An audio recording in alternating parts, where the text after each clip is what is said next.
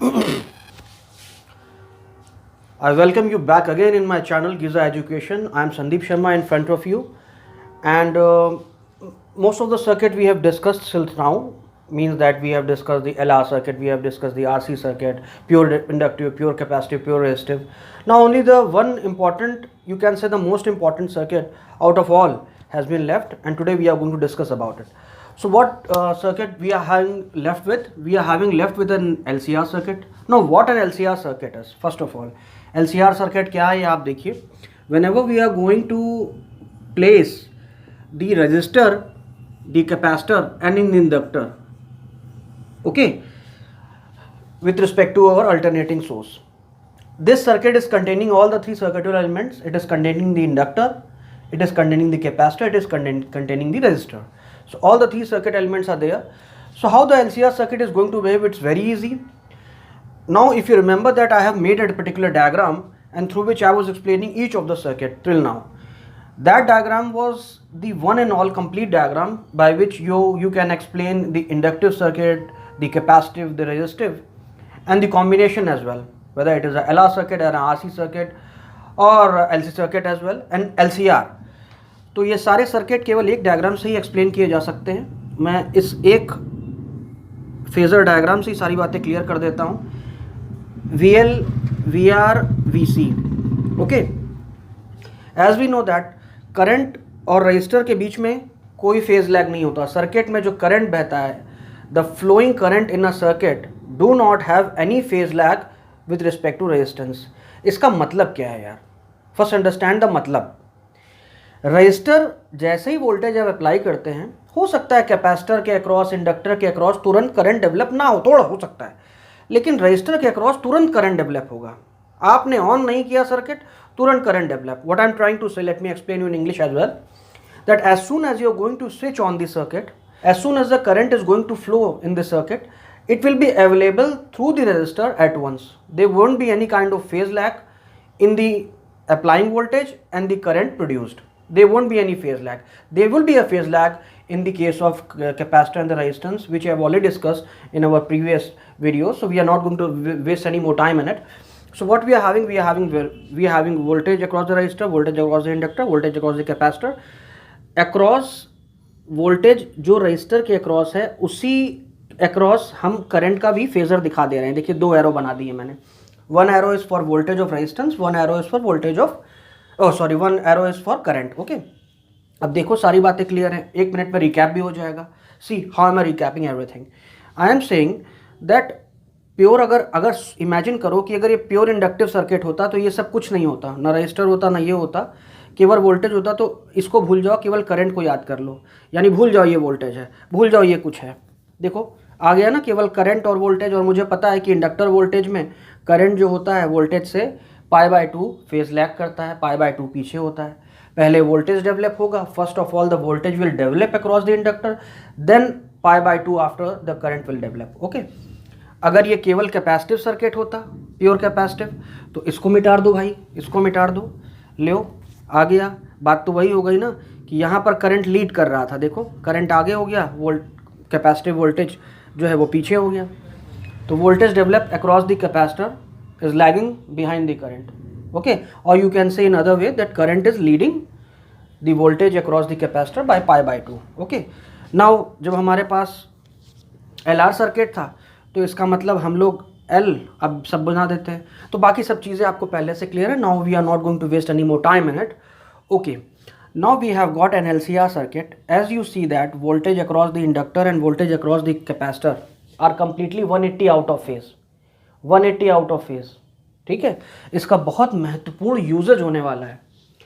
आप वो यूज देखेंगे और आप समझेंगे कि ऐसा होने से हम इसका क्या एडवांटेज उठा सकते हैं. What the advantage we can, what the commercial value we can have out of it. Let we are going to discuss it later on. So LCR circuit में सबसे पहले एक काम करते हैं. मेरे पास तीन एक प्रकार के वेक्टर हैं. ये कोई वेक्टर क्वांटिटी नहीं है, लेकिन इनको फेजेस बना के वेक्टर की तरह रिप्रेजेंट किया जाता है. तो इसको फिलहाल वेक्टर आप मान लीजिए, है ना. So what I was saying that तीन वेक्टर हैं. तो एक काम करो यार, इन दोनों का रिजल्टेंट निकाल लो.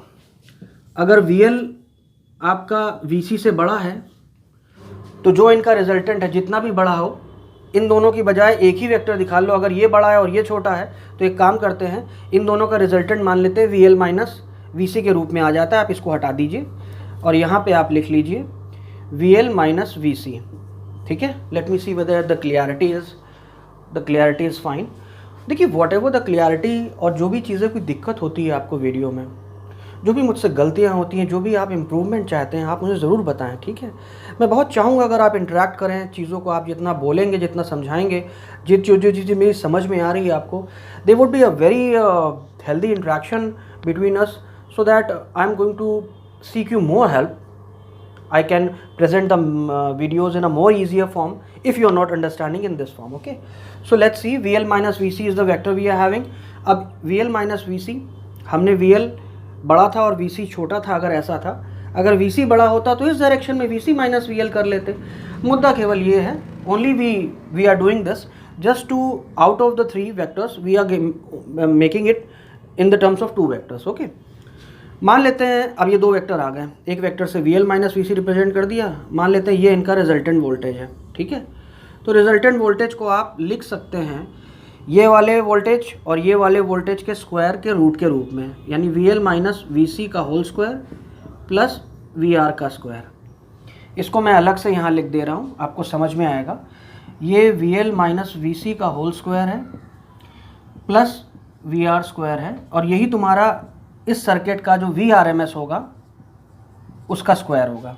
ठीक है, अगर स्क्वायर हटाओगे तो एक रूट लगा दो, इसमें बात वही हो जाती है.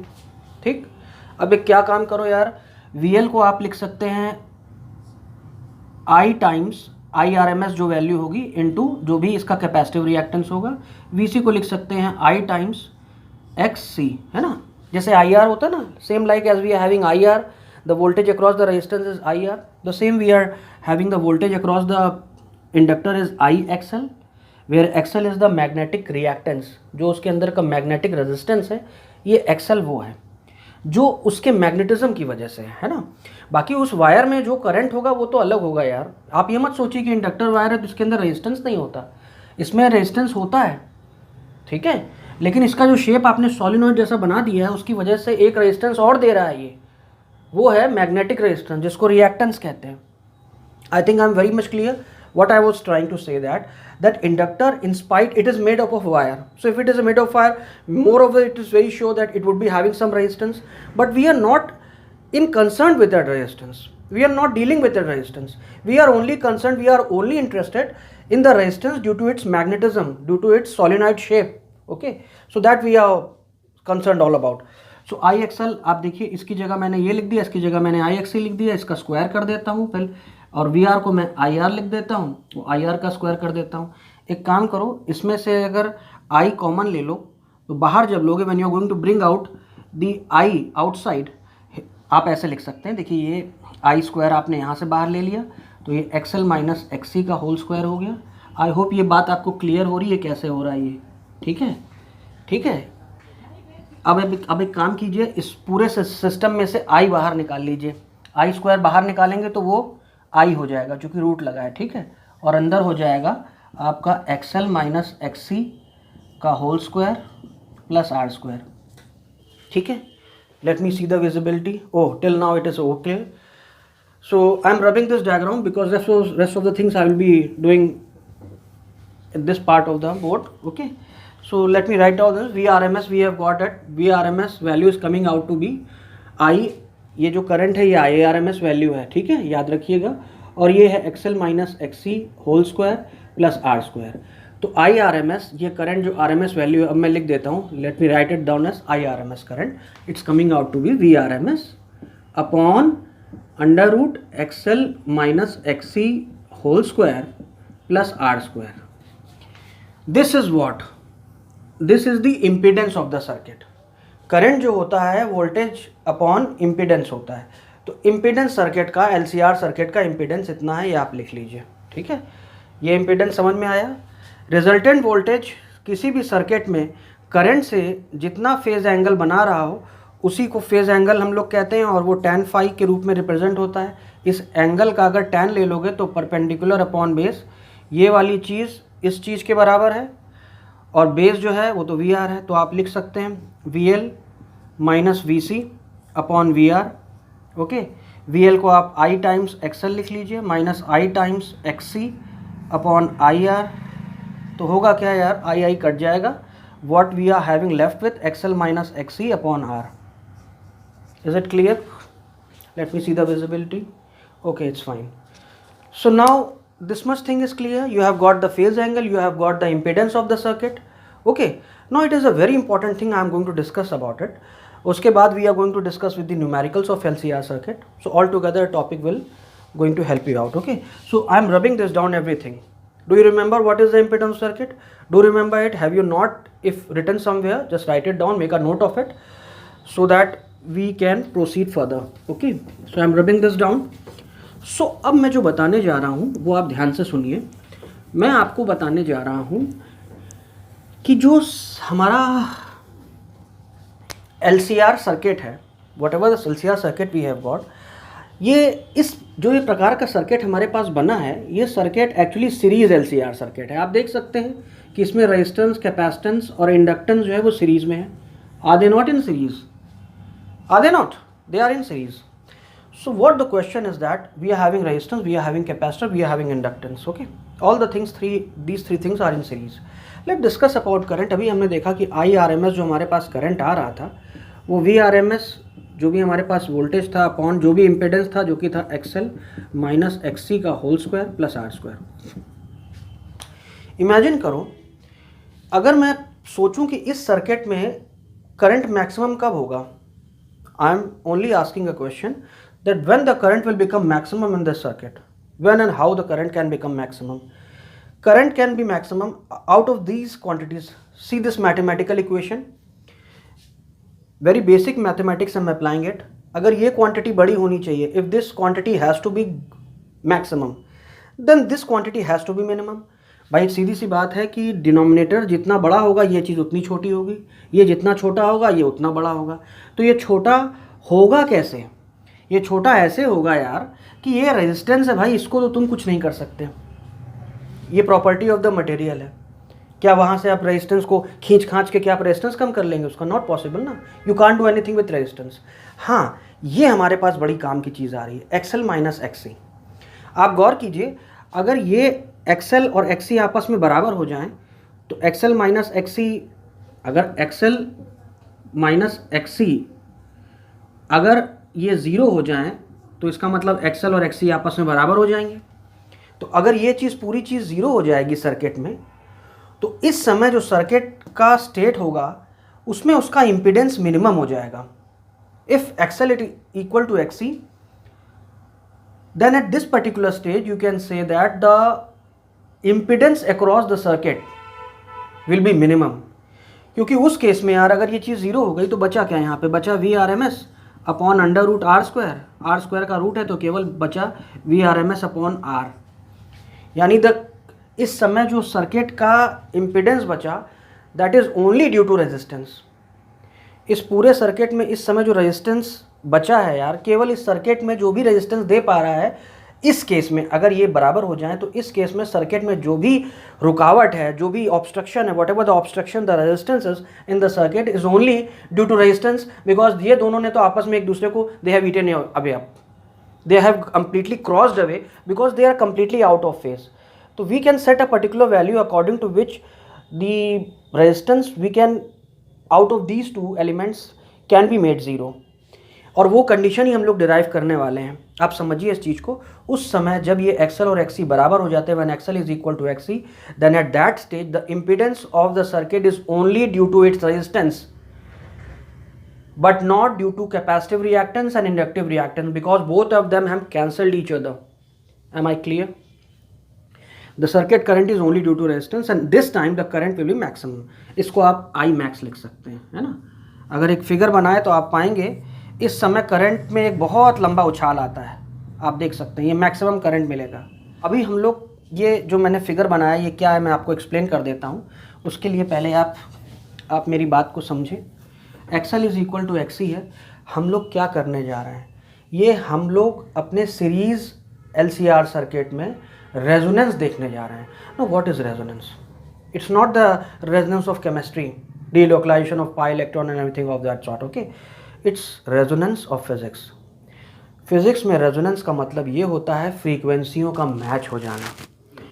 इमेजिन कीजिए XL is equal to XC अगर हो जाए तो इसका मतलब एक्सएल को आप ओमेगा एल लिख लीजिए, एक्सी को आप लिख लीजिए omega C. Okay, XL we have written omega L 1 omega C. Omega को आप इधर ले आइए, एल को आप उधर ले जाइए, हो जाएगा omega square. Late me rub this down. Okay, let me bring this thing over here. Okay, I'm rubbing this LCR circuit. It's not needed now. Omega L is equal to 1 upon omega C. Omega, if you're going to bring at this side, it will be omega square, that is 1 upon LC. Omega is equal to 1 upon root LC. What is omega? Omega क्या होता है भाई? 2 pi into frequency को हम लोग omega कहते हैं. Omega is angular frequency is 2 pi into the frequency. ठीक है, ये वो frequency है, ये वो frequency है जो हम लोग यहाँ निकालने जा रहे हैं। देखिए ओमेगा को मैंने लिख लिया 2 पाई फ्रीक्वेंसी, इस चीज़ को मैंने ये लिख लिया, and that is equal to 1 upon L C. तो frequency can be written as, let me rub this thing down. Okay, ये सब तो आपने नोट कर लिया है। Frequency is equal to 1 upon 2 pi root L C. ठीक है, 1 अपॉन, विजिबिलिटी कैसी है? बहुत बढ़िया विजिबिलिटी है भाई, मज़ा आ गया। Frequency is equal to 1 upon 2 pi root L C. Is that clear? यार ये है तुम्हारी सर्किट की फ्रीक्वेंसी, नेचुरल फ्रीक्वेंसी। अगर इतनी ही फ्रीक्वेंसी का अल्टरनेटिंग सोर्स तुम लगा दो, अल्टरनेटिंग करंट दे दो इस फ्रीक्वेंसी सोर्स का, करंट लगातार बदल रहा है ना अपनी वैल्यू लगातार, यानी फ्रीक्वेंसी का मतलब होता क्या है? 1 सेकेंड में कितनी साइकिल कंप्लीट हुई, इसको फ्रीक्वेंसी कहते हैं। Okay, in a one particular second how much cycle is getting completed is known as frequency. I am sure this things you would have gone through in waves. If not, I will be making a particular section on simple harmonic motion and wave motion. There we are going to discuss it in detail. Okay, frequency is 1 upon 2 pi root LC. This is the natural frequency of the circuit. अगर इसी के बराबर की frequency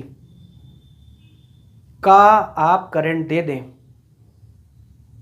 तो मतलब alternating source लगा दें इस फ्रीक्वेंसी का, तो उस समय सर्किट का करंट मैक्सिमम हो जाएगा। ठीक है, यानी एक पर्टिकुलर फ्रीक्वेंसी मान लेते हैं, इससे आप फ्रीक्वेंसी डिनोट कर रहे हैं और इससे आप करंट डिनोट कर रहे हैं, तो आप पाएंगे एक पर्टिकुलर फ्रीक्वेंसी ऐसी होगी, ये पर्टिकुलर फ्रीक्वेंसी आपकी F0 ऐसी होगी, इसको F0 मान लो, जिस समय सर्किट का करंट तुमको I मैक्स मिल जाएगा, मैक्सिमम, जिसको हम लोग I0 भी कहते हैं। ये बात समझ में आई? हर फ्रीक्वेंसी के साथ करंट बढ़ रहा था, लेकिन एक फ्रीक्वेंसी पे मैक्सिमम हुआ, उसके बाद आगे जितनी फ्रीक्वेंसी आती गई उस पर भी करंट कम होता गया। आप देख सकते हैं, है ना, करंट कम होता जा रहा है एक पर्टिकुलर फ्रीक्वेंसी, और वही है तुम्हारी रेजोनेटिंग फ्रीक्वेंसी। रेजोनेटिंग फ्रीक्वेंसी है ये। ओके, और ये कितनी होती है? ये इतनी होती है। क्या एप्लीकेशन है इसका? बहुत बढ़िया एप्लीकेशन है। मैं इसको रब कर देता हूँ, जल्दी से आपको एप्लीकेशन समझा देता हूँ कि इसका एप्लीकेशन क्या है भाई। देखो, आई होप कि आज तो आप रेडियो नहीं सुनते होंगे, शायद सुनते हैं, नहीं सुनते, आई डो नॉट नो। सुनते नहीं सुनते वो मैटर नहीं करता है, मैटर ये करता है कि रेडियो कैसे काम करता है। ठीक है, रेडियो में अलग अलग फ्रीक्वेंसी के चैनल होते हैं, 98.3 मेगाहर्ट्ज़, 98.3, ये सब जो दिया होता है ये फ्रीक्वेंसी दी होती है, इस पे आपको ट्यूनिंग करनी होती है। देखो होता क्या है, मैं आपको समझाता हूँ एक चीज़ से। देखिए, जो हमारे पास रिसीवर होता है, जैसे कि हमारे पास कोई रेडियो है, आज हमारे पास वो रेडियो रिसीवर आपका मोबाइल ही हो गया है, but I mean in previous days, I mean couple of years back, I am talking about 20-30 years back, when only radio broadcasting was happening. So in that era, what was happening actually, that the radio receiver what we were having as called as radio, जो हम लोग घर में radio होता था, वो क्या होता था, उसके अंदर हमारे पास एक LC सर्किट लगा होता था, कैपेसिटिव। अब मुझे पता है कि एक इंडक्टर और कैपेसिटर का अगर सर्किट है हमारे पास, तो मुझे ये पता है कि ये दोनों आउट ऑफ फेज़ होते हैं एक दूसरे के। हम इनकी फ्रीक्वेंसियों को जस्ट मैचअप, अगर ये दोनों के रिएक्टेंस को अगर हम मैचअप कर दें, तो उस समय सर्किट में करंट की स्थिति मैक्सिमम हो जाएगी, क्योंकि रेजिस्टेंस सर्किट में कुछ मिलेगा ही नहीं सर्किट को, ये दोनों रेजिस्टेंस आपस में कट फट जाएंगे, they are going to eat away each other. So what's actually I am trying to say, देखो हमारे पास एक इंडक्शन, जो भी हमारे पास रेडियो पता चला एंटीना से कोई रेडियो से ब्रॉडकास्टिंग हो रही है, ठीक है, वो उस प्रकार के अलग अलग फ्रीक्वेंसियाँ आपके आ रही हैं। आपका रेडियो रिसीवर, आपको ये पता है कि हर एक पर्टिकुलर चैनल, मान लेते हैं आपको एक पर्टिकुलर चैनल 98.3 फ्रीक्वेंसी पे मिल रहा है, एक चैनल किसी और पे मिल रहा है। होता क्या है, ये पर्टिकुलर फ्रीक्वेंसी उस चैनल के लिए रेजोनेटिंग फ्रीक्वेंसी होती है जो चैनल आपको सुनना है। होगा क्या कि आपके एंड पर ये इस प्रकार का इंडक्शन प्रिंसिपल से, इंडक्शन तो आपने पढ़ा नहीं है, मुझसे तो नहीं पढ़ा, जब मैं पढ़ाऊंगा तो मैं क्लियर कर दूंगा। इंडक्शन प्रिंसिपल से आपको एक वोल्टेज बाहर मिलता है आपके एंटीना पे, आपके रेडियो रिसीवर एंड पे, और आपके पास रेडियो के अंदर जो सर्किट होता है उसमें एक आपका इंडक्टर होता है और एक आपका कैपेसिटर होता है।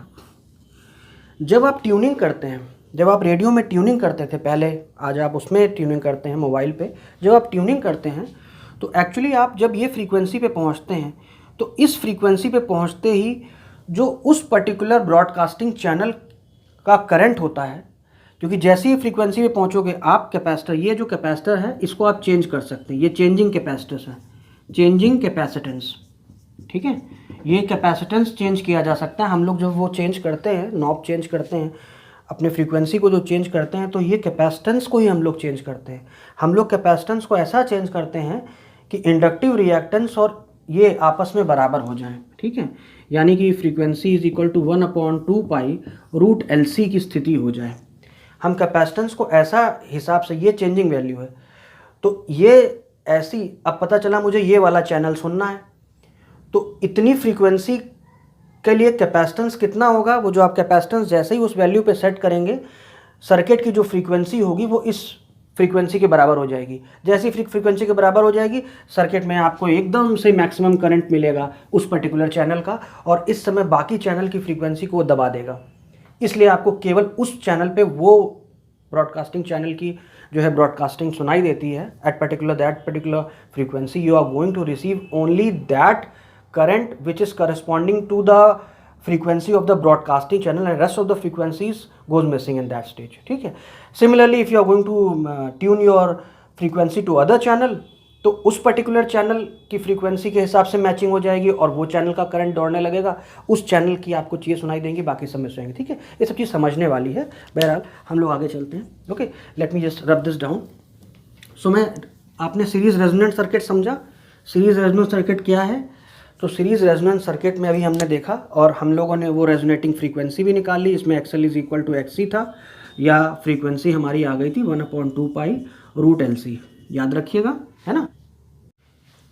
एक सबसे बड़ी जो स्पेशलिटी है LCR का, ये हम लोग क्या डिस्कस कर रहे थे, हम लोग सीरीज रेजोनेंट सर्किट के डिस्कशन कर रहे थे कि ये सीरीज़ में जब ये जुड़े हुए हैं सर्किट, तो ये सीरीज़ में हम लोग रेजोनेंस क्रिएट कर रहे थे और एक ऐसी फ्रीक्वेंसी को ढूंढ ले रहे थे जो उसकी नेचुरल फ्रीक्वेंसी, सर्किट की नेचुरल फ्रीक्वेंसी से मैच कर रहे। अगर हम ऐसा सोर्स की फ्रीक्वेंसी ऐसी दे रहे थे जो इसकी नेचुरल फ्रीक्वेंसी कितनी थी, मैंने बताया 1/2 पाई रूट LC, इतनी फ्रीक्वेंसी के बराबर का अल्टरनेटिंग फ्रीक्वेंसी वाला सोर्स दे देंगे तो उस समय सर्किट का इम्पीडेंस मिनिमम होता था और सर्किट में मैक्सिमम करंट बहता था, ठीक है।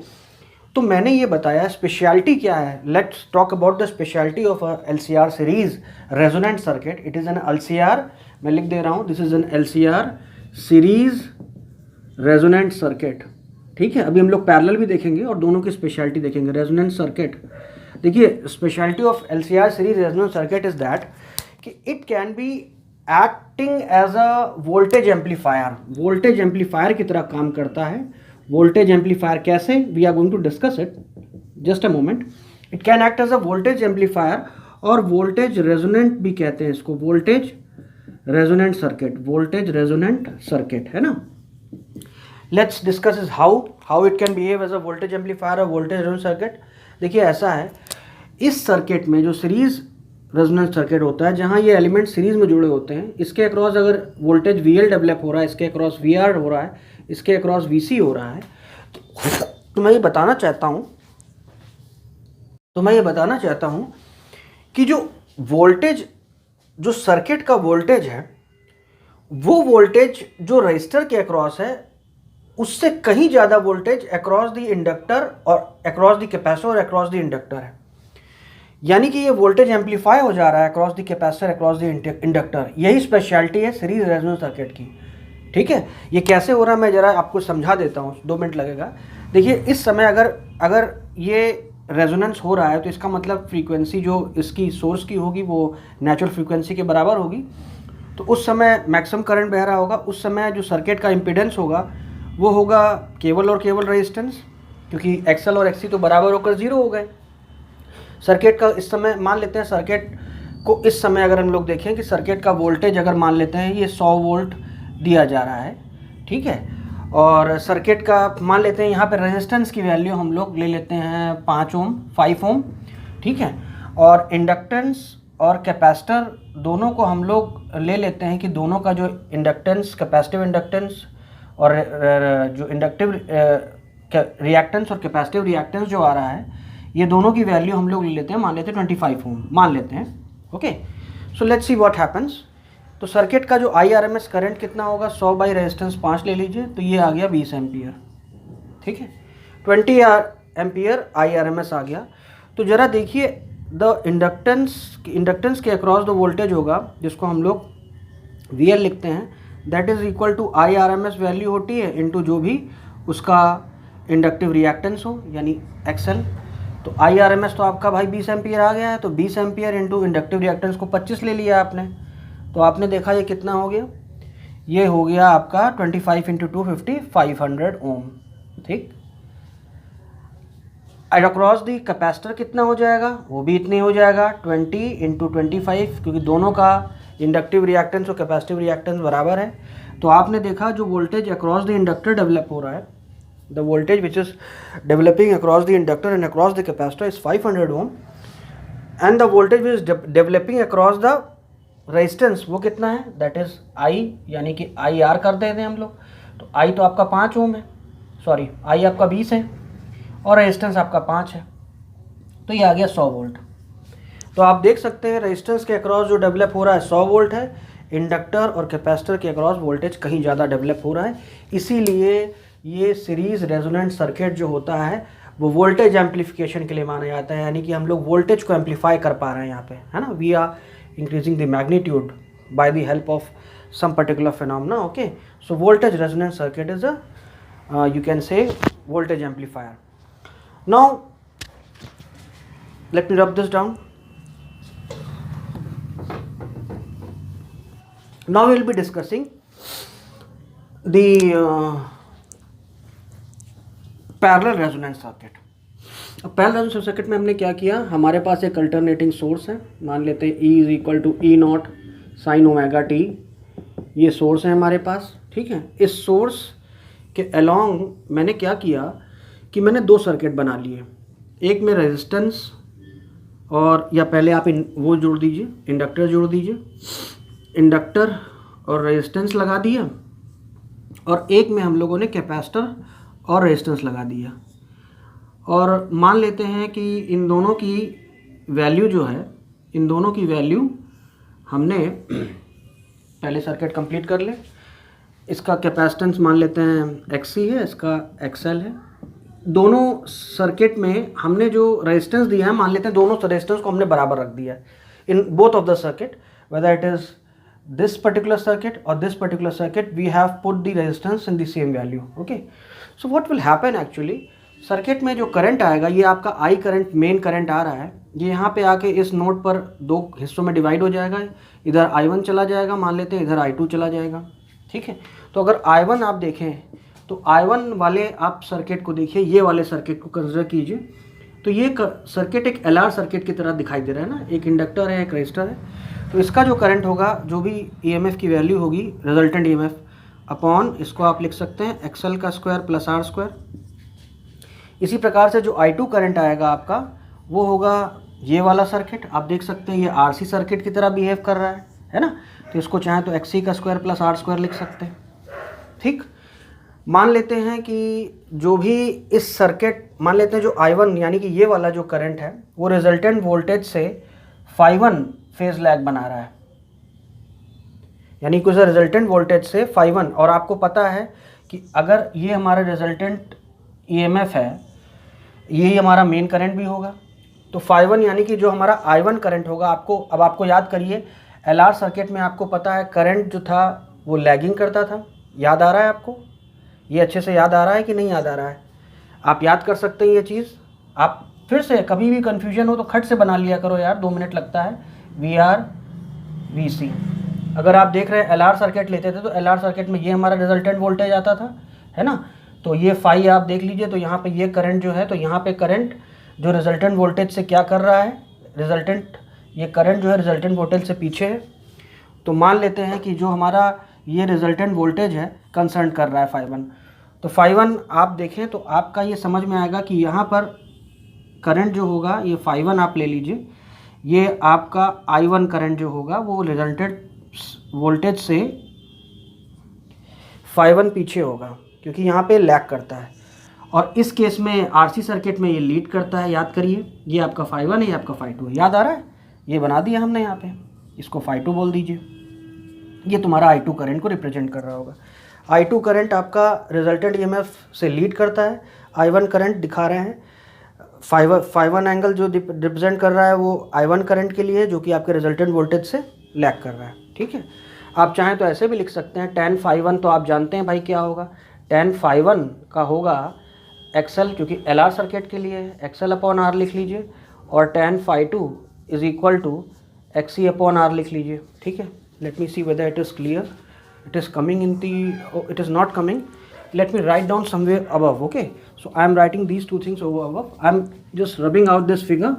I think you have made, or let me shortify it somehow. Okay, so let me complete it. I was saying that tan phi1 is equal to XL/R, and tan it is phi1, and tan phi2 is equal to XC/R. Okay, ये phi1 phase lagging जो है वो LR circuit के लिए, LR circuit में current पीछे होता है। आप देख सकते हैं करंट रिजल्टेंट वोल्टेज से पीछे होता है, और RC सर्किट में आगे होता है। ठीक है, आप देख सकते हैं दोनों के लिए हमने। अब देखो मुद्दे की बात, the things which is very important above than anything else is that if अगर XL और R आप देखें, अगर XL बहुत ज़्यादा और R बहुत कम हो, यही स्पेशलिटी है सर्किट की। मैं आपको ये बताना चाहता हूँ कि जो I1 और I2 करंट होते हैं ये बहुत ज़्यादा होते हैं with respect to the main current I। सर्किट में I1 I2 current main current I से ज़्यादा होते हैं। वहाँ वोल्टेज अक्रॉस दी रजिस्टर और अक्रॉस दी कैपेसिटर ज़्यादा हो रहा था सीरीज़ वाले में, यहाँ करंट ज़्यादा हो रहा है। तो ये सर्किट करंट एम्पलीफायर की तरह यूज़ होता है। किसकी तरह यूज़ होता है? This circuit is use as current amplifier. It is that's why this circuit is known as current amplifier circuit, और या फिर इसे आपको करंट रेजोनेंट सर्किट भी कहा जाता है, पैरेलल वाले को। तो ये parallel LCR circuit, parallel LCR resonant circuit, ये और सीरीज LCR रेजोनेंट सर्किट, दोनों का आप याद रखिए। Series LCR resonant circuit can be use as a voltage amplifier known as voltage resonant, and the parallel LCR circuit is known as the current amplifier. वहाँ पे current का amplification हो रहा है, यहाँ करंट जो है वो कहीं ज़्यादा वैल्यू में आ रहे हैं। ठीक है, और एक बहुत स्पेशल बात बता रहा हूँ, पहले आप इतनी चीज़ लिख लीजिए, अच्छे से लिख लीजिए ताकि मैं रब कर दूँ। एक बहुत ही महत्वपूर्ण बात मैं बता रहा हूँ आपको, जो इसकी यूजिबिलिटी और क्लियर करेगा। मैं ये रब कर दे रहा हूँ। ठीक है, this is very important thing which I am going tell you now. अगर इस सर्किट की स्पेशलिटी देखें तो जैसे मैंने लिखा है कि tan phi1 is equal to XL/R and tan phi2 is equal to XC/R। आप खुद देखिए, अगर इस सर्किट में जो कंडीशन है रेजोनेंस की, whatever the condition of resonance was that it is same, that is XL is equal to XC। वही वाली बात है, यानी कि 1 frequency is equal to 1/2 π√LC। वो कंडीशन तो सेम है, उसमें कोई डिफरेंस नहीं है। लेकिन जैसे ही XL और XC बराबर होंगे, आप देख सकते हैं कि आपको याद हो, अगर इस सर्किट में देखें, अगर XL और XC दोनों बराबर हो गए, R तो पहले ही बराबर था। अगर XL और XC बराबर हो गया तो इस लाइन में, यानी इस ब्रांच में जो रेजिस्टेंस होगा और इस ब्रांच में जो रेजिस्टेंस होगा, दोनों सेम हो जाएगा। अगर दोनों सेम हो जाएगा तो सेम रेजिस्टेंस में यार जो करंट बटेगा वो सेम बढ़ जाएगा, यानी दोनों करंट I1 और I2 इस समय जो होंगे दोनों में सेम जाएंगे, यानी I1 is equal to I2 हो जाएगा। ये स्पेशलिटी है, आप समझिए इस चीज़ को। ठीक है, ये बात समझ में आई। अब जरा इस इस पार्ट पे आइए, that is very important thing to explain you. अगर यहाँ पर रेजिस्टेंस बहुत मिनिमम हो, आप देख लीजिए, अगर ये चीज़ बहुत मिनिमम हो विथ रिस्पेक्ट टू दिस, तो ये चीज़ बहुत बड़ी हो जाएगी, this will be absolutely close to infinity. जैसे ही ये क्लोज टू इन्फिनिटी होगी तो आप जानते हैं कि tan phi इन्फिनिटी कब होता है, π/2 पर। यानी वो जो फेज़ लैग आप दिखा रहे थे, फाई वाला φ2 दिखा रहे थे और आप φ1 दिखा रहे थे, वो लगभग 90 डिग्री के बराबर हो जाएगा उस समय, फेज़ लैग 90 डिग्री। और जब ऐसा होगा और सर्किट में रेजिस्टेंस आपको ऐसा रखना है कि काफ़ी कम है, जैसे ही ऐसा होता है तो सर्किट में इस पोजीशन पर करंट बहना ही बंद हो जाता है। This is the speciality of this circuit, कि आपको याद रखना है कि सर्किट में जो रेजिस्टेंस है अगर वो हम कम ले लें विथ रिस्पेक्ट टू इंडक्टेंस, तो हमेशा, या विथ रिस्पेक्ट टू कैपेसिटेंस अगर हम लोग कम लेते हैं, ठीक है, tan phi1 ले लो और tan phi2, अगर resistance with respect to XC हम कम लेते हैं, resistance with respect to inductance अगर कम लेते हैं, जैसे ही ये फाई अप्रोच टू 90 होगा, आप देख सकते हैं कि जैसे ये बहुत बड़ा होगा, ये बहुत कम होगा, तो ये पूरी चीज़ इन्फिनिटी हो जाएगी। बाई डिनोमिनेटर बहुत बढ़ गया, डिनोमिनेटर बहुत घट गया, the overall quantity will get increase so much, it will be absolutely close to infinity. At that stage phi will be absolutely close to 90 degree. और इस पर्टिकुलर केस की सर्किट का जो मेन करंट होगा वो एब्सोल्युटली ज़ीरो हो जाएगा। यानी इस पर्टिकुलर फ्रीक्वेंसी पे आप देखिए तो सर्किट एक पर्टिकुलर फ्रीक्वेंसी पर एकदम, आप देख सकते हैं, अगर ये करंट है और ये आपकी फ्रीक्वेंसी है, तो ये वो पर्टिकुलर रेजोनेटिंग फ्रीक्वेंसी है, इस पॉइंट पर सर्किट एकदम से ज़ीरो हो जाएगा करंट। यानी कि एक ऐसी फ्रीक्वेंसी मिल जा रही है मुझे जहाँ सर्किट का करंट, वहाँ पर आप देखिए करंट मैक्सिमम हो रहा था, यहाँ करंट एकदम ज़ीरो हो जा रहा है। तो यहाँ पर जो इस सर्किट का यूजेज है, the use of this circuit is that at that particular frequency the main current in the circuit will be zero, that the circuit will not allow any alternating current to flow through it at that instant, at that stage. So it can act as a blocker, it can act as a filter, ये filter की तरह behave करता है। यानी उस particular frequency को हम लोग block out कर जाएंगे उस समय, उस frequency के respective current को flow ही नहीं होने देगा सर्किट में वो। तो ये इसकी स्पेशलिटी, ये इसका यूज़ है, ठीक है। देखिए, आफ्टर रीडिंग एवरीथिंग और whatever you have gone through books, and if you have not gone through, let me tell you once again, after going through the lecture you have to go through the books. It's very important, as I always say, book reading is very important, self study is very important. The more you're going to self analyze yourself, I mean, these video lectures is only a kind of help to you. If you're not reading the books and you're finding it as a replacement of the books, it's not possible to you to develop anything inside you. Let me tell you very well, I'm being very frank, I'm telling you that if you're not being a self-study guy, then you will be facing a lot of problem, because just only going through videos will not draw any help out of you. It will not develop you from inside. It is not going to make you capable. So I'm sure you're not going to make any such kind of fault. So after going through the video, do go through the books as well. Okay, learn through the books, and after going through the books, come back to the videos, and this frequency can be changed alternately. So once a while you're going to get the concept out of it.